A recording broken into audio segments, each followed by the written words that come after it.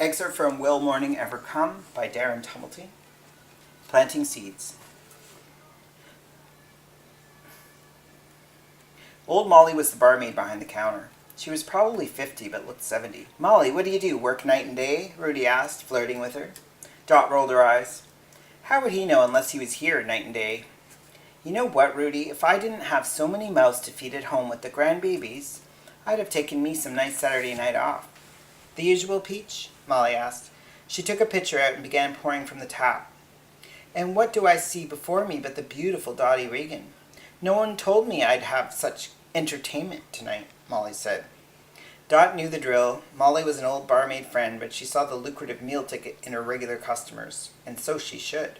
The pleasantries were nice, though, and added to the sense of escapism Dot needed. She could be a little famous for a while. Dot looked around at the tables in the dim light. It was a pretty sparse crowd for a Saturday after midnight. They would join Rudy's buddies over in the corner on the raised landing. It would keep her husband from thinking about domestic troubles and black Americans. They headed to the round booth-style table in the corner, with room for 10, where all their closest drinking friends were parked most weekends, in for the long haul till the 3 a.m. closing bell sounded, and later still if Molly allowed it. There was Ruthie sitting in the booth like a perfect princess, a cute, petite, stylish bleach blonde. She was obsessed with Brigitte Bardot. Dot liked when she was around because once Ruthie got her floozy fired up, she made everyone else seem sober. Dot thought it amusing how her hair had a life of its own. Her blonde locks always looked finely manicured up front, but she mustn't have used her mirror on the back, with the stringy nest hiding there. Dot could gauge Ruthie's booze levels and drunkenness by how tangled her hair got, due to running her fingers through it like a stripper. Sitting beside Ruthie was Jake, the friendly Jew. Dot always remembered he was Jewish because that's nearly all he spoke about. How Jewish holidays were different, the Jewish traditions for funerals and weddings, and especially what he ate or didn't eat. He sported a sizable drinker's belly, which must have been tricky to portage from place to place. He mostly ranted about how ungrateful his wife and 2 daughters were back home, while holding Ruthie's hand under the table. Ruthie was his main squeeze. Their repetitive relationship cycle was standard for barflies. It went from lovey-dovey to argumentative, physical threats, the split-up, and finally a sweeping embrace of reconciliation. This occurred several times during any given night. It left Dot unsure as to their bond. One thing about her Liebchen Rudy, she no longer thought of them being apart. She guessed they stayed together for the children. Then there was Ralph sitting opposite her, staring at Ruthie, seemingly entranced by her aging beauty. Ralph was a European gentleman whom Dot often gravitated to. He was serious. He expected everything to be his, both objects and women. He carried a sense of entitlement, an enviable confidence, perhaps stemming from his birthplace somewhere in Europe. And she found his accent charming. There were lots of other regular best friends around the table. Drinkers had a way of congregating at the bar, but ignoring each other on the street in the sober light of day, in case they didn't remember socializing. This was the cast of characters for tonight. They changed week to week, but these were the regulars. Dot was disappointed she hadn't seen Mildred. Rudy slid in beside Jake on the bench while Dot sat in the saloon chair, closer to Ralph. Molly was over like a shot to take their order and get fresh rounds for the others. "I'll have a G&T, Dot said, ordering while trying to decipher what the others were excitedly conversing about. The mask was for protection. It was the first goalie mask to be a part of the uniform. "So, what's the word on the street tonight, fellas?" Rudy asked, tipping his hat to Ruthie. Dot watched the men get excited about hockey.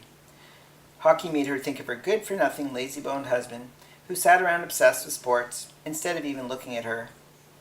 "Yeah, we were just talking about this clown wearing a mask to play hockey. What kind of pansy shit is that?" Jake asked. "Try tending the goal net with your wits instead of using your face, you idiot. He got a puck in the face 3 minutes into the game," Ruthie said. "But it's his job to protect himself," Jake said. "Did you see his faceplate? He must have made it for Halloween, carved out of wood and bark," Ralph said. "I heard on the radio that his nose is broken," Dot said. She figured out they were discussing the Montreal hockey goaltender who broke tradition by wearing a mask to protect his face. He'd been wearing it in practice for months, but never during games. The big story was he held up the game by 20 minutes while they stitched him up. His name was Jacques something. Dot couldn't figure out how men were all chummy one minute and then call each other names or beat each other up the next, turning anywhere into a schoolyard.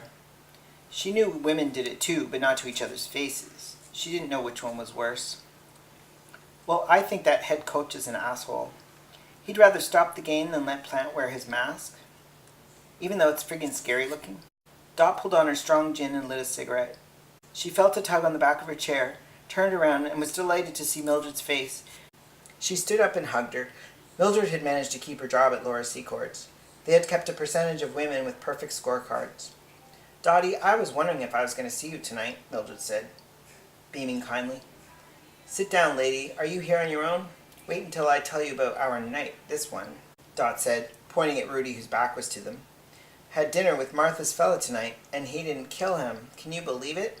It was a sight to behold, that's for sure. She didn't mention the part about Curtis being colored, although Mildred probably wouldn't have cared. Hold my spot. I'm off to the loo, Mildred said. The gang was knee-deep in conversation about the fresh but ever-present subject of jobs and poverty. Everyone in Verdun seemed to be bobbing above and below the surface of poor. She didn't doubt it was why there was so much boozing and drugs around. People had to escape somehow. She felt relaxed and let the din of conversation fade into the background. What to do about Martha? She looked over at Ralph, who was quietly listening to the table of creatures in their habitat. Ralph, I see you as level-headed. What would you do if one of your kids, okay, your daughter, was hanging around with the wrong crowd, or better still, going out with the wrong sort of fella? Dot asked. She brought out her cigarette and lit another one. Tell me more. What sort of character? Ralph asked, in low tones, inspiring one to believe he was discreet. He's actually a good chap with a good job. American, though. Did I ever tell you that I used to be an American? The thing is, he's not white. Do you ever feel separated because you speak European? What is it, Hebrew? Dot asked. She was not wary about editing whatever popped out of her mouth. Greek, Ralph said, as if it should be obvious. Listen, Dot, sometimes you need to take things into your own hands. Society is not a forgiving place. Not around here. And praying doesn't work quick enough, Ralph said. His demeanor was calm, inspiring her trust. It was as if he knew the entire story without her even telling him. What it sounds like is she needs a bit of a scare. Something to spook her from the big bad wolf. To keep her close to the roost, so to speak.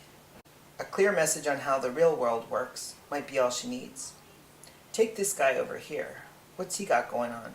Nothing. He referred to Gus, the neighborhood roustabout Dot recognized. She knew him from hanging around Rudy and the painters. Russell had mentioned the oddball from the gymnasium.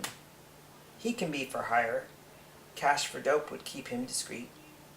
And even if he did tell anyone anything, who'd believe that sad sack of shit? Ralph asked. A couple of leads for you from the bulletin board. One's an office job. Do you take shorthand and type? Or cashier. Temporary, of course, and it's terrible pay, Mildred said, and plunked down beside her again. Dottie, how's Lowney's turning out? Have you looked for any other jobs? Mildred asked. I was thinking Lowney's is okay if it goes permanent. It's here in Verdun, which saves a lot of time and money on streetcars.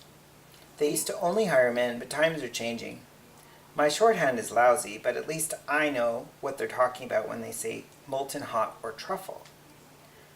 I think I'll start writing again, Mildred said. You know I was on the school paper for 2 years solid. You don't remember me back then, but I remember you. We always admired the older girls. Now you are just an older girl, haha. Mildred threw her head back, laughing. It was a few years working together at the factory that they discovered their mutual connection to Lachute. Rudy got a paint contract, thank God, and Russell and Martha have jobs. So far we're okay. I might start looking in earnest, though. It'd be nice to get out of the factory work, Dot said. What she really wanted was to never work again, ever, but that wasn't in the cards. Mildred leaned over to order a drink for Molly as she passed by, so Dot turned to continue her conversation with Ralph. Regarding what we were talking about, can you make something happen? Just a little scare. You know, talk to that Gus guy, Dot asked, no longer caring that Mildred could hear her. I will, Ralph said. She started thinking of the plan, turning it over in her mind. I've got to do something soon. I think they're going to run off and my baby girl will be gone forever, Dot said, ruefully, clear to her, So she learned something. Just scare her in an alley. Make her want to stay home. And be a good girl for her father and never hear the end of it. The more she thought of it working, the more excited she got. Yes, if Gus can just scare her. What bus she takes and when, Ralph said. He was cut off by Ruthie's drunken, piercing voice. Jake, I love you. Then you can be with me forever. Dot rolled her eyes at Ralph. There was nothing like true misfit love. Since you guys were so busy tonight with your fancy dinner party, you're it, ha ha. You are hosting us at your place for next week's hockey game, Ruthie said, screaming from a standing position on top of the bench seat. She rubbed her eyes, making her black makeup smudge. Sit down, for Christ's sakes, Jake said. He tugged her down. She was so tiny and cute. Her hairdo transformed into chaotic cotton candy. Dot laughed probably at her expense, but was lit up by the gin and in a positive mood due to her discussion with Ralph. Dot nodded approval to hosting. Sure, I'll have you bunch of animals over next weekend, she said, as if they'll remember. The gang of drunks burst into cheers. An outsider would have been envious at what a happy little family they all were.